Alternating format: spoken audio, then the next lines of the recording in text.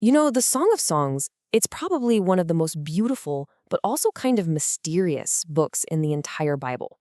We're going to jump into a part today that starts, well, not with a party, but with this deep, aching sense of loss. We're going to follow this journey out of the darkness and see how it becomes this incredible story of love and ultimately redemption. So, chapter 3 kicks off with this line, and wow, it hits you right away. I sought him whom my soul loves. I sought him, but found him not. I mean, that just immediately sets the scene, right? It's all about absence, about longing. You don't really expect a love story to start here, but believe it or not, that's exactly where this one begins. Okay, so this whole journey kicks off with a really profound separation, and you can see just how sharp the contrast is when we look at what came just before. So think about it. In the chapter right before this, everything was joyful. It felt like springtime. Her lover was there. But now, chapter 3 opens and boom, the whole scene has flipped. She wakes up and she is totally, completely alone. The man she loves, he's gone. Now, this sudden shift, it isn't just for dramatic effect. It's actually pointing to a huge theme you see all over biblical wisdom, and that's timing. You know how Ecclesiastes says there's a time for every matter under heaven? Well, that applies here too. The life of faith includes seasons where you feel God is so close and other seasons where you feel that absence. But here's the thing, this feeling of absence isn't meant to be cruel.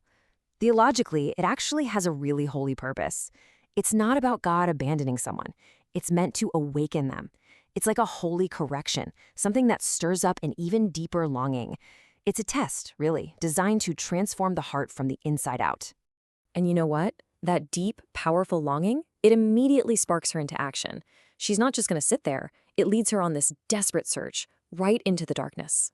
She doesn't wait around. She actually gets up and goes out into the city streets at night. And you have to understand, for a woman in that time, this was a massive risk. We're talking incredibly bold, even dangerous. Her reputation, her physical safety, it was all on the line. But her love for him just made her brave. The setting here is so important. The fact that this all goes down at night isn't just for, moody atmosphere. It's symbolic. So let's ask the question, what does night usually represent in the Bible? Well, night often symbolizes a time of waiting or a season of trial. It's that feeling of divine absence. It's when your vision is limited, right? You just can't see the path forward. It creates a space for fear and misunderstanding to creep in. It's really a perfect metaphor for those dark nights of the soul that people of faith sometimes go through.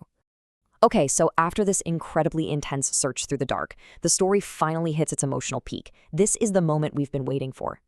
And just like that, her search pays off. It's fascinating. She passes by the city watchmen, the very people who are supposed to be helping, but they're silent. They do nothing.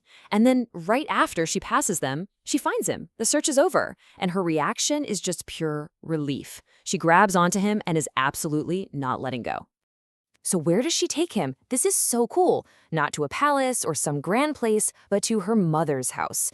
This is packed with symbolism. The mother's house represents a place of origin, of rebirth, of renewal.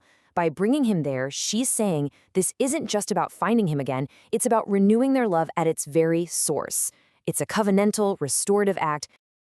This whole thing perfectly illustrates the dynamic of their love.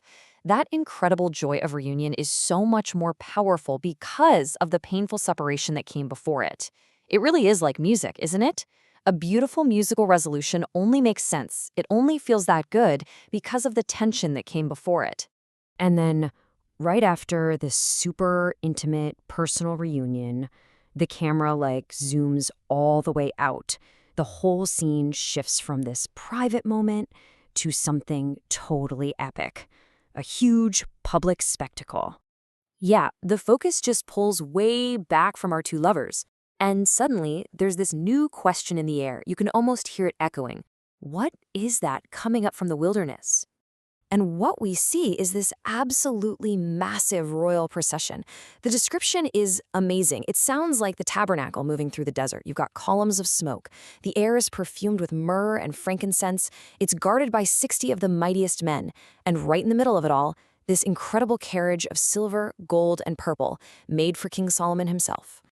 Okay, but this is way more than just a king arriving. This is where the deeper allegorical meaning really clicks into place. In this interpretation, Solomon isn't just Solomon. He's a stand-in for Christ, the divine bridegroom who is coming up from the wilderness of sin and death to claim his bride, the church. And this opens up this incredible theological parallel that goes all the way back to Genesis. Think about it. Step 1. Eve, the very first bride, was formed from Adam's side while he was in a deep sleep. Now, step 2. The church, seen as the bride of Christ, was born from Christ's pierced side as he slept in death on the cross. It's the same pattern. And remember what happened when the soldier pierced Jesus' side? Water and blood flowed out? Well, theologically, those became the signs of this new covenant. The water came to symbolize baptism, and the blood, the Eucharist, the core sacraments that give life to the church. And then the passage circles back and repeats that mysterious line we've heard before. Do not stir up or awaken love until it pleases. It works on 2 levels, right? It's a caution about divine timing, you can't force these things, but it's also a promise that when the time is right, love will awaken with its full power.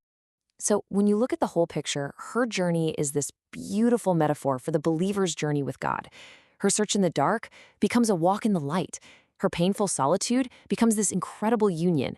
And that deep aching longing, it finally becomes joy. And that really leaves us with something to think about, doesn't it?